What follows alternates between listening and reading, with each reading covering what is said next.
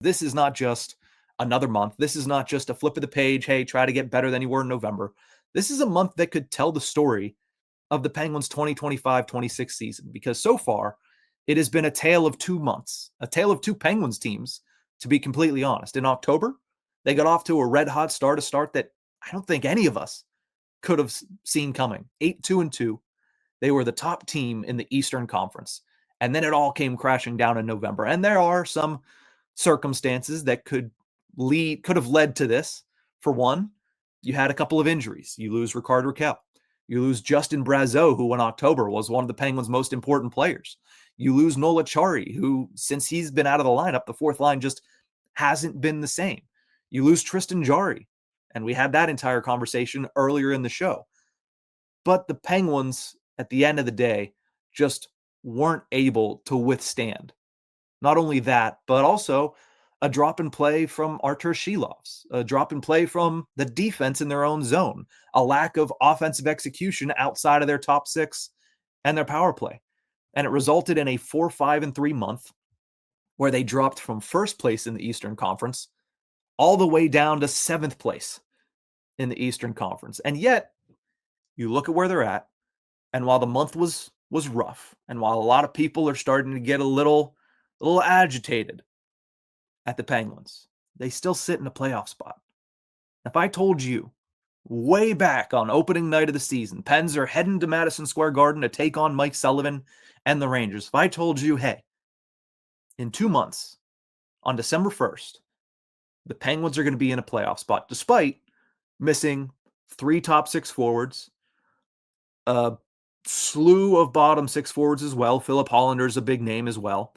And their starting goaltender, Tristan Jarry, who would be playing at an all-star level, you'd say, oh, okay, I mean, I'll take that. Hopefully the guys come back soon, but I'll take being in a playoff spot on December 1st. So here we are. On December 1st, Pens are in a playoff spot, and they have an opportunity to turn the ship around and get back into the top 3 in the Metro, because they're not that far off. Not only that, you look at the Eastern Conference as a whole. Yeah, the Penguins fell to 7th in the East, but playoff spots are up for grabs all around in this conference. You look at the Metropolitan Division, for example, 7 points. That's it. 7 points separate first place and last place. There are seasons that 7 points separates the top 3 from the rest of the division, but 7 points is all that separates first place in the division, which, as of this moment, goes to the Carolina Hurricanes, and dead last place. And the same figure, that same 7 points, is what separates first place and last place in the wild card standings. Penguins currently sit in second in the wild card with 29 points. They're right there alongside the Philadelphia Flyers, who are in first place in the wild card. But I think it all points to say the Penguins need a big month, and it's going to be a tough month in order to get it. But you look around these standings. Let's go deeper into it a little bit as I pull up the graphic of the standings here for those watching us on YouTube. Tampa Bay Lightning, Boston Bruins, and Montreal Canadiens are first through third in the Atlantic. Tampa Bay has a little bit of an advantage, so that's going to be a tough game coming up on the schedule this week. But you look at the top 3 in the Metro. Carolina, 34 points. New Jersey, 33 points. Washington, 32. Philly, 31. They're all 1 point separated, and the Penguins are at 29, but fortunately for them, they have 2 games in hand on Washington. They have a game in hand on both New Jersey and Carolina. If they can take care of business in those games in hand, they're right there in the race. And then you have the Islanders, who are tied at 29, the Senators, who are at 28, and the Red Wings, who are at 28. So one good week could put the Penguins in the top 3 in the Metro. One bad week could put them outside of a playoff spot. So it's incredibly tight right now for the Penguins and for the entire Eastern Conference. And because of that, you look at December and you say, already, that's a pivotal month. But then you look at what their schedule looks like and you say, man, they're not going to be able to play around. They need to step up this month because it might tell the story of the entire season. 14 games in 31 days for the Pittsburgh Penguins. And of those 14 games, 10 of them, as of this recording, are against teams that are either in or tied for a playoff spot. 10 of 14 games are against what you would consider in December teams that are in or tied for a playoff spot. And the 4 games that aren't, they're not walks in the park either. First and foremost, it's the NHL. There's never a walk in the park game. But when it comes to the 4 teams that are not in the playoffs right now, that the Penguins have on their schedule, it's a slate that you would say is uniquely built to go against the Penguins. Not that it was anything that the schedule makers did to them, but you look at these 4 teams in the 4 venues that you're playing them in, and you say, man, historically, those games don't bode well for the Penguins, or they don't perform at their best in those matchups. For one, you have the Edmonton Oilers. We talked about it earlier. They're struggling out in the Pacific Division.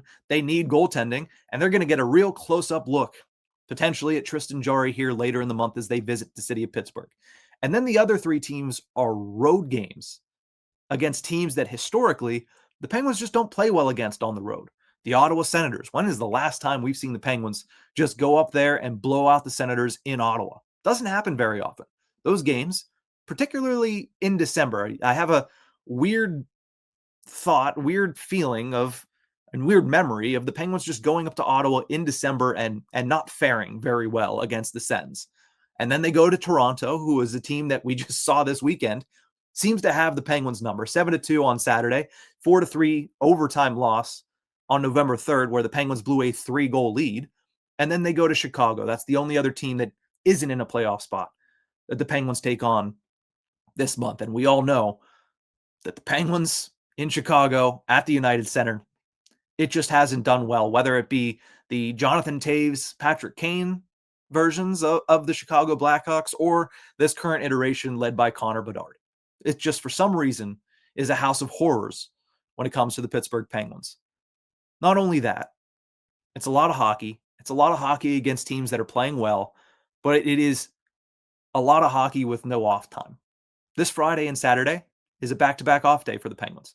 That is the last time they will have that on their schedule until Christmas, including 2 back-to-backs on weekends and a stretch that after this Friday to Saturday back-to-back off days, you're playing every other day and then a back-to-back on the weekend. It's a lot of hockey. A lot of hockey for a team that right now, as of what we saw in November, is relying heavily upon their superstars who are at the ages of 38 and 39, and Erik Karlsson a little bit younger, but still in his mid-30s, to get the job done. It's a lot of hockey for an older team in the Pittsburgh Penguins. So they're going to need not only those guys to continue to play the way that they've played, but they're really going to need young players, a.k.a.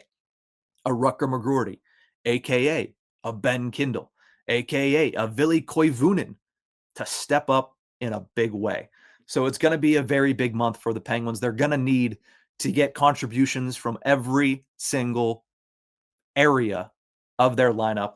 And I'm excited to see how they respond, because this is a make or break month if there ever was one. January is going to be a busy month as well. February, you're not playing a lot of hockey.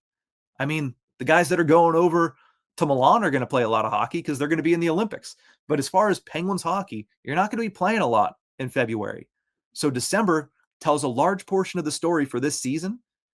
January might be the same way. And then all of a sudden you're at the trade deadline and you have to make decisions when it comes to Kyle Dubas and what he does with players like Tristan Jarry, with players like Brian Rust, with players like Rickard Rakell. So December kicks off a 2-month stretch, really, that's incredibly important. But when you look at the teams and you look at the schedule on deck for December, it could tell a large portion of the story of the entire season. But that's going to do it for this episode of the Tip of the Ice-Burgh. Thank you guys so much for tuning into this one. Remember, you can find us on YouTube at Tip of the Ice-Burgh. Full episodes can also be found at Nick Belsky on YouTube, or you can catch us anywhere you get your podcast from.